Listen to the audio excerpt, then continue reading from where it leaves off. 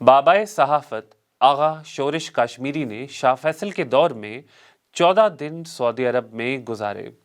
اس دوران جنت البقیع کی مس ماریو انہدام نے انہیں بہت مغموم کیا۔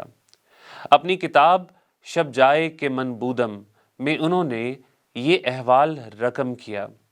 ایام عزائے فاطمیہ کے موقع پر یہ پردرد اقتباس پیش خدمت ہے۔ کئی لوگ باہر زائروں کے انتظار میں رہتے اور معاوضہ طے کیے بغیر انعام کی توقع پر ساتھ ہو جاتے ہیں، اور وہ ڈھیریوں کی نشاندہی کرتے ہیں جس سے معلوم ہوتا ہے کون سی قبر کس وجود مبارک کی ہے۔ جنت البقیع جو خاندان رسالت کے 2/3 افراد کا مدفن، شروع اسلام کے درخشندہ چہروں کی آخری آرام گاہ، اور ان گنت شہدائے اسلام، صلحائے امت، اکابر دین کے سفر آخرت کی منزل ہے، ایک ایسی اہانت کا شکار ہے کہ دیکھتے ہی خون کھول اٹھتا ہے۔ دامن یزداں چاک کرنے کا حوصلہ نہیں، کلاه سلطانی تک رسائی نہیں، اپنا گریبان چاک کرنے سے فائدہ نہیں۔ انہیں ذرا برابر احساس نہیں کہ اس مٹی میں کون سو رہے ہیں۔ رسول مقبول کے لخت پارے ہیں، ان کی نور نظر اور نور نظر کے چشم و چراغ ہیں۔ عرب ہیں کہ قبریں ڈھائے اور محل بنائے چلے جا رہے ہیں۔ مجھ پر کپ کپی طاری ہو گئی، بید لرزاں کی طرح کانپنے لگا، دل یوں ہو گیا جس طرح کنویں میں خالی ڈول تھر تھراتا ہے۔ دائیں طرف بنت رسول اللہ، امام حسن، امام زین العابدین، امام باقر و امام جعفر الصادق، بچے ماں کی گود میں ہیں، اور جو کربلا میں رہ گئے تھے ان کی جدائی کا حزن ماں کی قبر سے محسوس ہو رہا ہے۔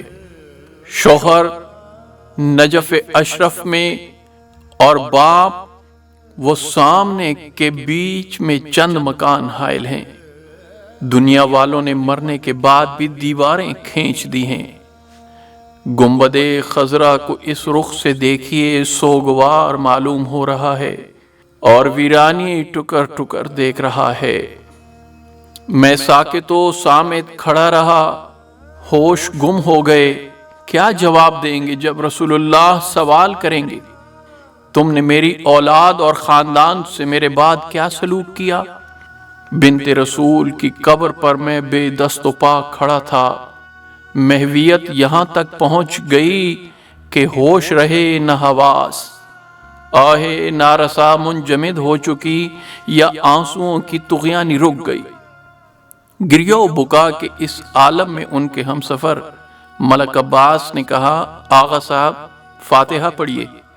آغا شورش کاشمیری لکھتے ہیں کہ میں پوری طرح ہل چکا تھا۔ کس لیے فاتحہ؟ کیا انہیں ہمارے ہاتھوں کی احتیاج ہے؟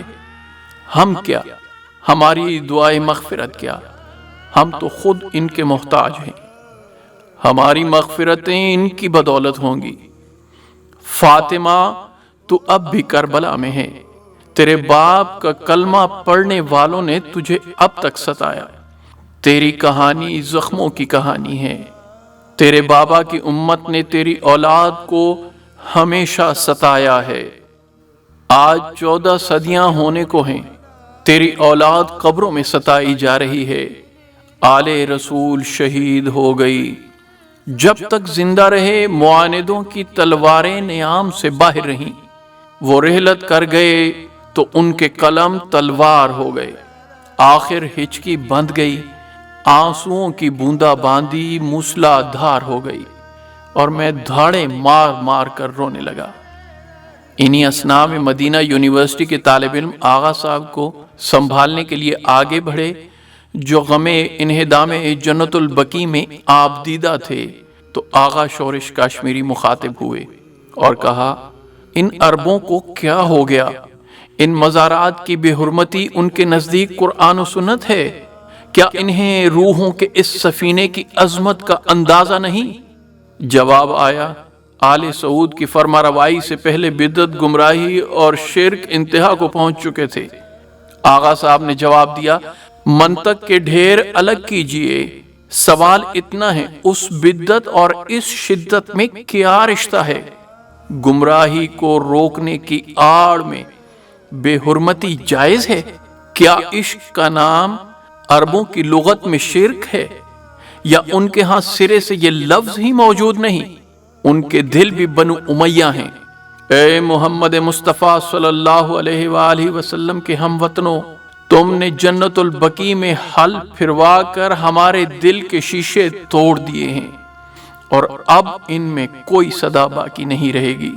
آغا شورش کاشمیری نے اس غم گساری اور جانسوزی میں شہرہ آفاق اشعار کہے جو ان کی اسی حاضری کی یادگار ہیں۔ اس سانحہ سے گنبدِ خضرا ہے پرملال، لخت دل رسول کی تربت ہے خستہ حال۔ دل میں ٹھٹک گیا کہ نظر میں سمٹ گیا، اس جنت البقیع کی تعظیم کا خیال۔ طیبہ میں بھی ہے آل پیمبر پہ ابتلا، اس ابتلا کی خاطر کونین ہے نڈھال۔ سوئے ہوئے ہیں ماں کی لحد کے ہی آس پاس، پورے خلیل سبط پیمبر علی کے لال۔ جس کی نگاہ میں بنت نبی کی حیا نہ ہو، اس شخص کا نوشتہ تقدیر ہے زوال۔